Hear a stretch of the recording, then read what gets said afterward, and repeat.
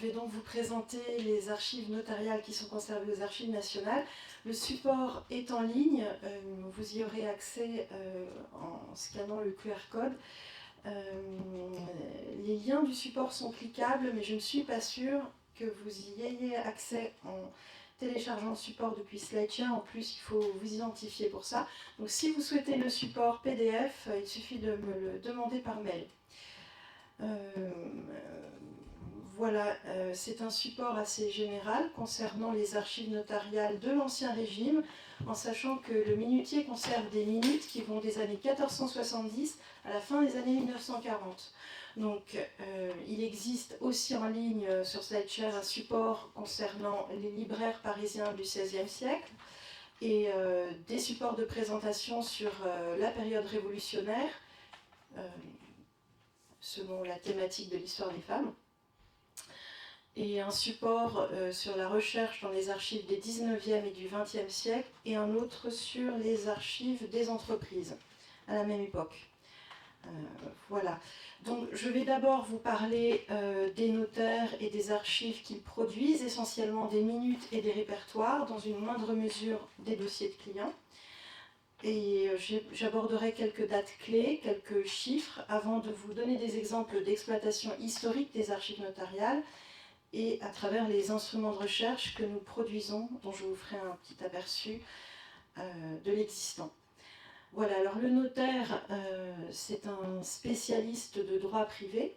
C'est une fonction qui existe depuis l'époque romaine, et pour l'essentiel, la mission du notaire n'a pas changé jusqu'à nos jours. Son rôle, comme son nom l'indique, c'est d'écrire, de prendre des notes et de rédiger des actes munis de toutes les garanties d'authenticité. Donc ça suppose notamment que l'acte ait été fait en présence des notaires, signé par les parties. Ça suppose aussi qu'il ait été conservé et transmis dans son intégrité d'origine, c'est-à-dire au moment où il a été produit par le notaire. Ça veut dire par exemple qu'il ne doit pas avoir été modifié, soit en ajoutant, soit en retranchant, soit en remplaçant des termes. Il ne doit pas avoir été antidaté ou post-daté. On ne doit pas avoir changé non plus, par exemple, le nom du ou des bénéficiaires de l'acte. Donc pour ça, les notaires sont tenus de garder par devers eux les actes notariés. C'est ce qui explique qu'ils nous soient parvenus. Donc, à la différence des archives dont mon collègue vous a parlé, les archives des notaires n'étaient pas aux archives nationales quand elles ont été créées en 1790. Elles étaient conservées devant chaque notaire qui avait récupéré les archives de tous ses prédécesseurs au sein de l'étude de notaire. Et ces archives sont arrivées aux archives nationales après la loi de 1928 et la constitution du service en 1932. Donc, comme je vous l'ai dit, les notaires produisent des minutes, mais aussi des brevets. La différence entre les minutes et les brevets, qui sont enregistrés dans les répertoires de notaires, je vais y venir, c'est que les minutes doivent être conservées, alors que les brevets n'ont pas à être conservés par le notaire. On en conserve quelques séries, mais ce sont des actes qui n'avaient pas vocation à être conservés. Comme type de brevet, souvent on a par exemple des brevets d'apprentissage qui sont délivrés à l'apprenti à l'issue de son apprentissage.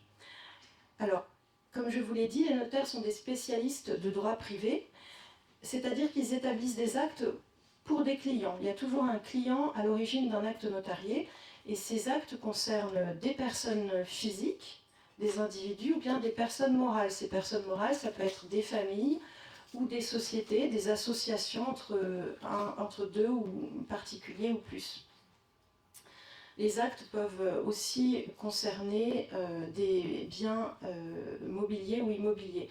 Donc pour prendre quelques exemples, pour les particuliers, vous pouvez avoir le contrat de mariage, la donation entre époux ou entre vifs, entre deux personnes, pas forcément des époux, le testament et l'inventaire après décès. Vous avez aussi beaucoup d'affaires d'argent et des actes notariés qui servent à faire circuler du numéraire, donc des constitutions de rente par exemple. Un particulier, en échange d'une somme d'argent, s'engage à rembourser tous les 3 mois une somme donnée à celui qui lui a prêté l'argent. Vous avez aussi faillites, des actes concernant des faillites, des unions de créanciers, et puis des actes de société plus largement, par exemple pour exploiter un brevet d'invention ou pour assainir des marais ou apporter de l'eau à Paris par exemple, ou chez un particulier. Il y a aussi des actes de vente, mais ça je crois que je vous l'ai dit, et des marchés. Les marchés, ça peut être aussi bien par exemple pour vider une fosse d'aisance que pour construire un hôtel, entretenir un jardin ou fournir de la nourriture à une troupe en campagne. Donc voilà quelques exemples, je crois que je vous ai dit l'essentiel de la typologie des minutes que nous conservons, mais il y en a beaucoup plus que ça en fait, des types d'actes. Donc nous avons aussi microfilmé à partir des années 70 un certain nombre d'archives notariales, en commençant par les répertoires de notaires. Donc j'aurais dû vous le dire, mais les répertoires de notaires, c'est la deuxième grande catégorie d'archives notariales publiques, et ce sont des registres où les notaires doivent enregistrer dans l'ordre chronologique les actes qu'ils reçoivent, toujours au sein d'une même étude et toujours au sein d'un minutier de notaire.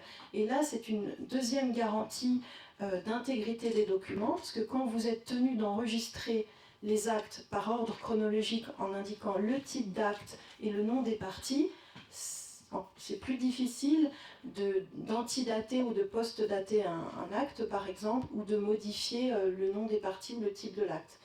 Donc nous avons, comme je vous le disais, microfilmé des répertoires de notaires, et puis avec les progrès techniques, ces microfilms, on les a numérisés et on les a mis en ligne, et de la même manière, on est en train de numériser des centaines de registres de minutes de notaire, surtout pour le XVIe et le XVIIe siècle.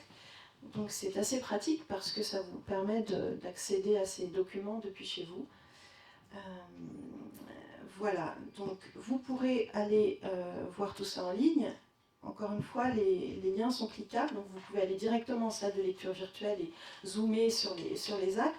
Je vous ai donné cet exemple parce que, comme vous le verrez tout à l'heure, ce que vous avez en ligne résulte d'une importante campagne de dématérialisation. C'est-à-dire qu'auparavant, on avait des fiches papier qui étaient rangées par ordre alphabétique, quelle que soit l'étude et quel que soit le notaire d'origine.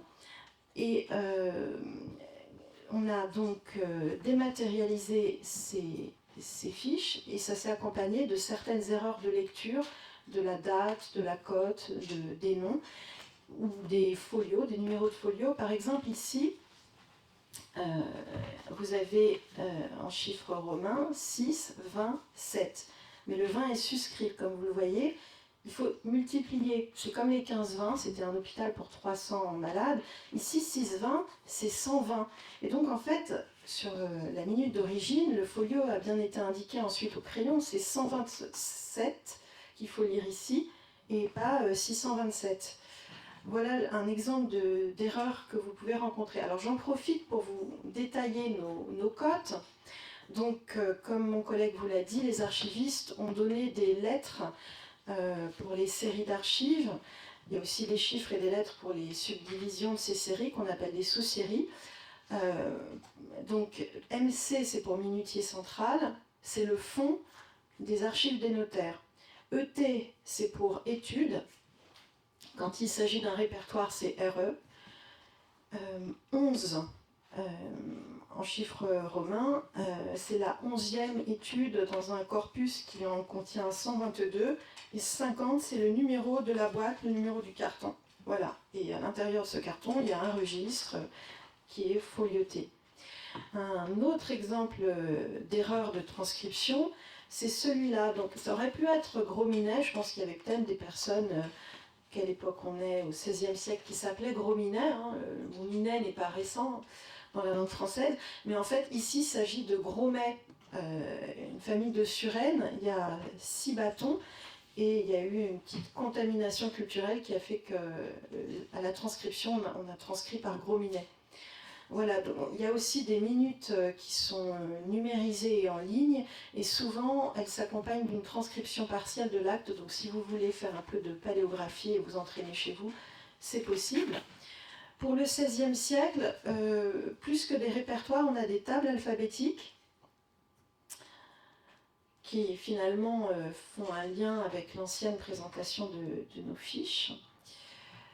Et voici un exemple de répertoire chronologique. Donc, on a à chaque fois le nom du notaire qui ouvre le registre, l'année, le mois, les types d'actes à gauche, donc transport, procuration, marché, déclaration, quittance, puis le nom des parties. Alors, une petite remarque en passant, le notaire garantit l'authenticité formelle de l'acte. Il ne garantit pas forcément que ce qui est dans l'acte est véritable, même si pour certaines opérations, c'est nécessaire. J'y pense parce que cette déclaration, par exemple, ce que le notaire va attester par l'acte, c'est que ce monsieur, alors j'arrive pas bien à lire son nom, mais Jean Tarois peut-être, s'est présenté devant lui à telle date, en juin 1655, et a tenu ces propos-là. Le notaire, il atteste ça, mais ça ne veut pas dire que les propos tenus par ce monsieur sont la vérité. Et il arrive parfois que, à la suite d'un acte notarié, il y ait une contre-lettre où la même personne se présente à nouveau devant le notaire et dit voilà, j'ai attesté que j'avais remis telle somme d'argent à un tel, néanmoins la vérité est que j'ai dit cela uniquement pour lui faire plaisir, pour lui rendre service, mais la vérité c'est que je lui ai remis seulement telle somme, ou alors je lui ai rien remis du tout. Mais le but de l'acte précédent, c'est qu'éventuellement le bénéficiaire puisse aller voir des créanciers en disant voyez, on m'a donné telle somme d'argent, accordez-moi un petit délai, enfin voilà. Donc évidemment, tout ce qui est dans les actes notariés n'est pas parole d'évangile, il faut quand même critiquer les documents et les croiser avec d'autres types de sources. Voilà, alors je passe rapidement sur les dossiers de clients. Ce ne sont pas des archives publiques à la différence des répertoires de notaires et des minutes. Ce sont des dossiers qui étaient constitués surtout au XIXe siècle et au XXe par les notaires, avec des entrées par nom de personne, nom de famille ou nom de société. Et quand le service a été créé en 1932, notre prédécesseur a fait du picking, il est allé piocher dans les dossiers de clients des notaires et il a pris ce qui lui paraissait intéressant. D'où le nom de mélange, et les mélanges sont classés non pas par notaire, producteur, mais par étude productrice. Voilà. Donc, pour les dates importantes, il y a d'abord celle de 1539, parce qu'elle instaure, c'est l'ordonnance de Villers-Cotterêts, mais au-delà d'imposer l'usage de la langue française dans les documents officiels, elle oblige à insinuer certains types d'actes notariés qui entraînent, qui ont des effets sur les biens. Par exemple, des contrats de mariage, des donations entre vifs, des testaments. Et c'est important pour deux raisons. D'abord parce que l'insinuation, ça veut dire qu'on retranscrit l'intégralité de l'acte dans un registre du Châtelet. Donc si l'original a disparu, ce qui arrive malheureusement pour les XVIe et XVIIe siècles, parfois, vous avez une copie intégrale de l'acte. Et par ailleurs, c'est une source sérielle qui est très utilisée parce qu'elle permet d'avoir le nom du notaire. Alors aujourd'hui, vous avez une chance extraordinaire, les fichiers analysant les insinuations ont été entièrement dématérialisés et ils sont en cours de versement en salle de lecture virtuelle. Pour le XVIe siècle, tout y est, donc vous avez non seulement les analyses des actes insinués, mais vous avez la numérisation de l'insinuation d'après le microfilm, donc en fait vous avez tout sous la main chez vous. Alors qu'il y a 30 ans, il fallait passer par 2 jeux de microfiches avant d'aller en salle des microfilms pour consulter le microfilm de l'insinuation de l'acte et trouver le nom du notaire. Voilà, donc ça, c'est vraiment un grand progrès.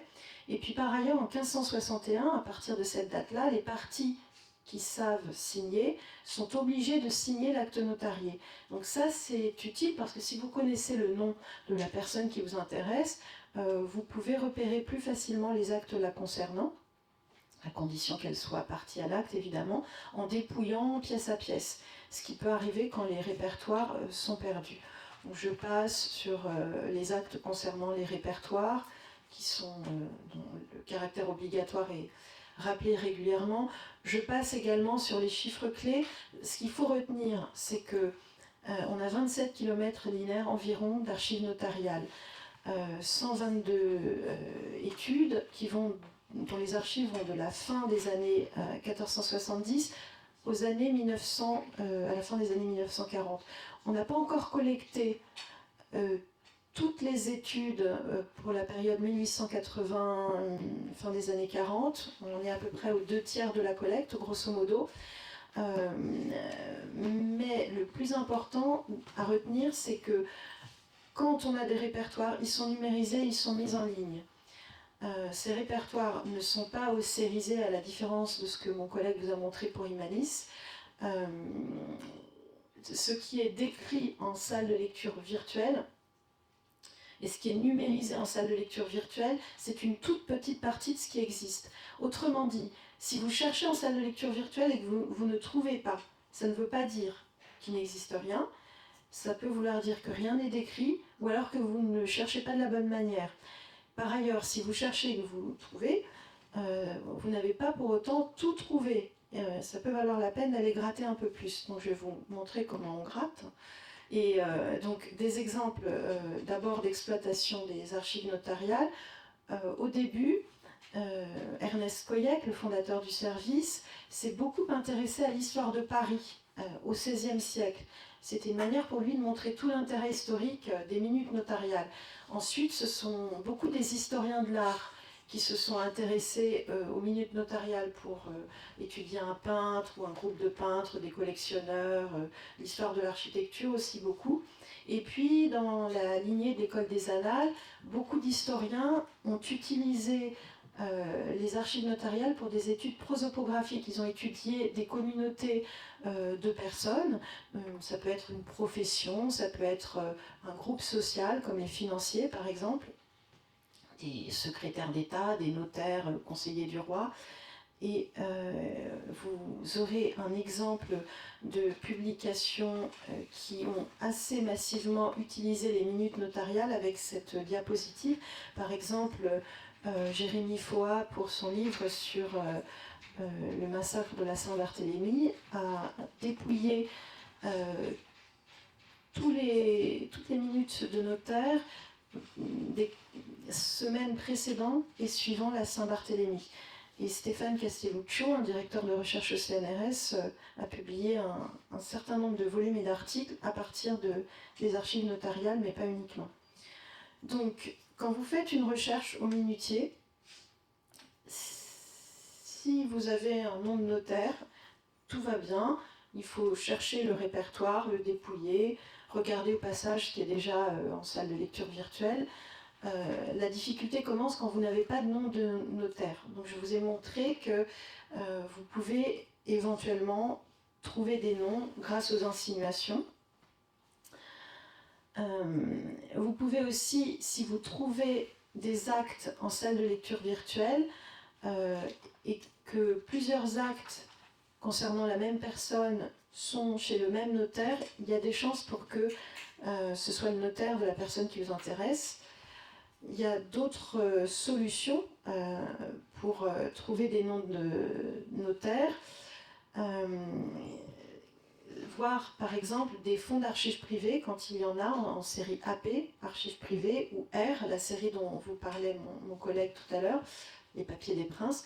Si vous trouvez, ou la série S par exemple pour les biens ecclésiastiques, si vous trouvez des actes notariés dans ces fonds, ce sont des copies en principe, des expéditions. Notez les références, la date, le nom des parties et surtout le nom du notaire qui est à la fin, le nom qui est à droite, parce que les actes sont signés par deux notaires. Et ça vous permettra de rebondir ensuite pour vos recherches. Voilà, donc je vous ai donné quelques exemples d'insinuations avec en regard des actes notariés. correspondants. Je vais passer rapidement, mais ici, par exemple, vous avez le nom des 2 notaires du roi, avec ici Jean Crucé, notaire du XVIe. Voilà, donc, si vous avez des recherches massives à faire au sein du minutier, au premier abord, ça peut être un peu rebutant. Quand on n'a pas l'habitude, c'est normal.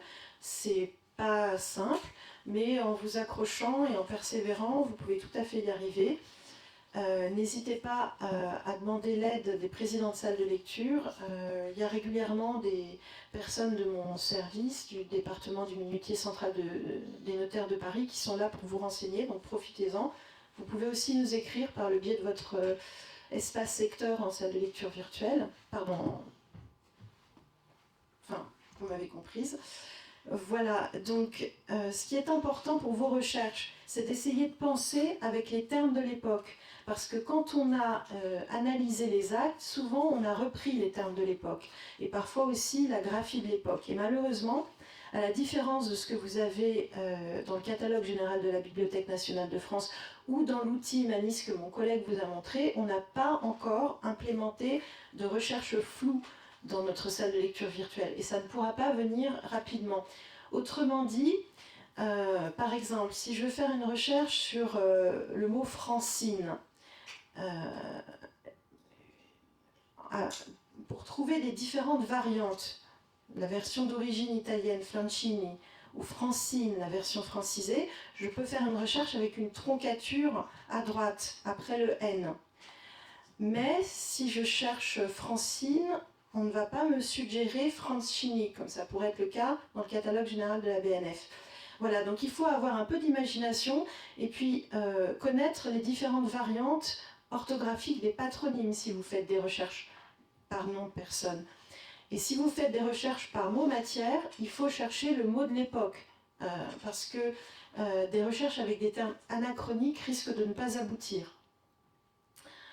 Donc il ne faut pas non plus, une fois que vous avez avancé dans votre recherche, hésiter à recommencer la recherche, d'autant plus qu'on alimente régulièrement la salle de lecture virtuelle avec nos dépouillements, nos analyses plutôt, et que donc il y a des nouveautés, pas tous les jours, mais presque.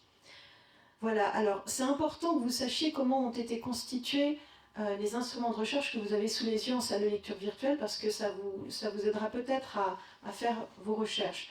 Il faut retenir qu'avant la création de la salle de lecture virtuelle, qui est récente, hein, ça date d'une dizaine d'années, un peu plus, déjà on procédait par fiche papier, rangée par ordre alphabétique, avec des doublons, des renvois, et par ailleurs on procédait par sélection, on faisait des dépouillements thématiques sur des bâtiments, sur des communautés de métiers, ou des dépouillements par carottage chronologique. Je trouve que ces dépouillements par carottage sont assez intéressants parce qu'ils offrent à la recherche un corpus qui est homogène. Par exemple, Arnaud 1751, ce sont toutes les minutes de l'année 1751 qui ont été analysées. Et les inventaires après décès ont tous été numérisés et mis en ligne pour l'année 1751. Voilà, de la même manière, vous avez des inventaires après décès de la première moitié du 19e siècle qui ont été entièrement analysés en salle de lecture virtuelle. En 2013, on a numérisé toutes ces fiches, qui étaient donc rangées par ordre alphabétique, et on les a réparties par producteur, c'est-à-dire entre les 122 études et au sein de chacune de ces 122 études par notaire, par ordre chronologique. Donc l'approche est différente, ça vous permet quand même de faire une recherche en texte libre dans la salle de lecture virtuelle, mais le grand avantage de cette présentation par fond, par producteur, comme disaient les archivistes, c'est que ça reconstitue en quelque sorte l'écosystème de la clientèle du notaire. Et ça, c'est vraiment important, parce que le notaire, il n'officie pas nulle part, il est à une adresse, dans un quartier. Alors parfois, au XVIe siècle, ils changent d'adresse au cours de leur exercice, mais à ce quartier correspond une clientèle donnée. Par exemple, vous n'avez pas la même clientèle quand vous êtes près du Louvre, ou près de Saint-Germain-des-Prés, ou dans la cité, ou près des faubourgs, ou près de l'université par exemple. Autour de la Sorbonne, il va y avoir, à partir de l'introduction de l'imprimerie, pas mal d'imprimeurs libraires. Il va y avoir aussi des personnels de l'Université de Paris, des étudiants, et donc vous avez dans la clientèle des notaires qui sont près de l'université un certain type de personnes. Voilà, donc je vous ai donné un exemple des fiches papier, vous voyez, manuscrites, dactylographiées, et de ce que ça donne en salle de lecture virtuelle. Bon, c'est du brut de décoffrage, hein, ça a été retranscrit à l'identique.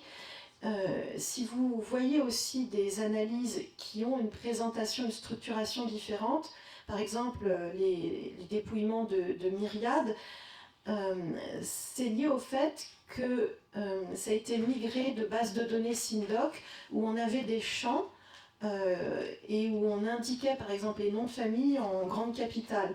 Et tout ça, la salle de lecture virtuelle garde une trace de cette historicité en quelque sorte de nos instruments de recherche, alors que depuis 2013, on utilise un outil de production métier derrière lequel il y a le langage de description des archivistes qui est de l'XML EAD. Voilà, on a produit on a utilisé ce langage de manière à ce que nos descriptions soient ensuite facilement exploitables en ligne. Donc vous irez voir un exemple de stratégie de recherche sur une demande un petit peu délicate qui nous avait été transmise. On nous demandait de trouver des traces sur l'histoire des relations entre la France au XVIIIe et les Premières Nations du Canada, et notamment précisément la nation Choctaw. Donc vous verrez comment je m'y suis prise pour essayer de trouver des actes. Il n'y en avait pas beaucoup, je n'en ai pas trouvé beaucoup. Alors, quelques conseils. Donc déjà, vous ne vous découragez pas, vous accrochez. Ensuite, oui, ayez un regard critique sur les sources. Je vous ai dit que malheureusement, il y a des erreurs dans la salle de lecture virtuelle. Donc si vous trouvez une référence, mais que vous ne trouvez pas l'acte dans le carton, n'hésitez pas à le dire par votre espace lecteur ou au président de salle. C'est peut-être une erreur de dématérialisation. Et dans ce cas-là, nous, on prend le relais et on essaye de retrouver la bonne cote et le document. Voilà, donc quelques petits conseils de méthode, mais j'imagine que vous avez ces conseils-là en cours de méthodologie. Donc voilà, je voudrais quand même rappeler que les archives sont précieuses et c'est un privilège démocratique d'y avoir accès, d'avoir la possibilité d'accéder à des chartes du XIIIe siècle, c'est quand même assez extraordinaire. Donc faites attention évidemment aux documents, manipulez-les avec précaution. Signaler à la présidence de salle des documents qui seraient endommagés, fragiles, évidemment les erreurs d'analyse. Et puis malheureusement, aujourd'hui, on a des archives publiques qui passent en vente non plus seulement dans des maisons de vente, mais sur Le Bon Coin, sur Vinted, eBay. Donc si vous voyez des documents d'archives publiques, n'hésitez pas à le signaler aux archivistes. En principe, on ne devrait pas trouver des minutes de notaire, puisque ce sont des archives publiques par nature, et que les archives publiques sont imprescriptibles.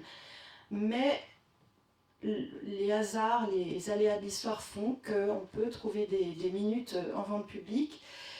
Ça peut ressembler à une minute, il peut s'agir d'une expédition, mais dans ce cas-là, une expédition n'est pas signée par les parties à l'acte.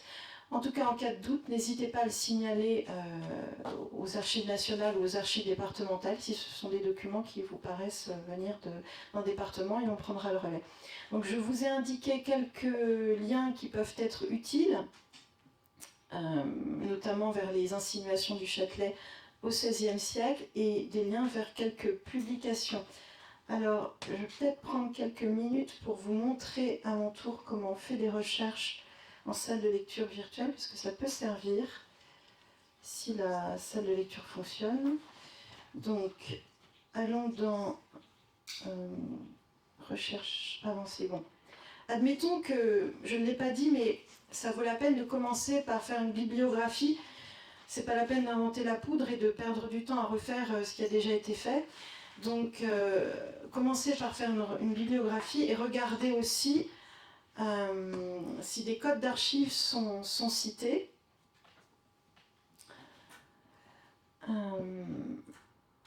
Oui, effectivement, ça rame. en fait, ce que je voulais vous montrer, c'est qu'en cherchant une cote dans l'interface, vous pouvez faire apparaître toutes les analyses correspondant à cette cote. Alors, comme je vous l'ai dit, tout n'est pas intégralement analysé. En tout cas, c'est ce qu'on fait depuis 2013. Quand on analyse un carton, on analyse toutes les minutes du carton. Mais avant, comme je vous l'ai dit, c'était un petit peu sélectif. Mais ça vous donne un premier aperçu du contenu du carton. Et ça peut vous faire gagner du temps quand vous débutez en paléographie, par exemple. Quand vous avez un nom de notaire, vous pouvez, comme vous l'a montré mon collègue, faire une recherche au sein des producteurs à ce nom de notaire, et de la même manière que pour les fonds d'Ancien Régime, ça vous indiquera des informations de base concernant le notaire, notamment son adresse, ses dates d'exercice, les cotes extrêmes de ses cartons de minutes, les cotes de ses registres de répertoire, et éventuellement d'autres cotes, surtout pour les 19e et 20e siècles, des fonds de comptabilité, etc. Donc ça, ce sont des choses qui arrivent, et en général, ça ne dure pas plus d'un quart d'heure quand ça se produit. Ah oui, c'est long, mais bon.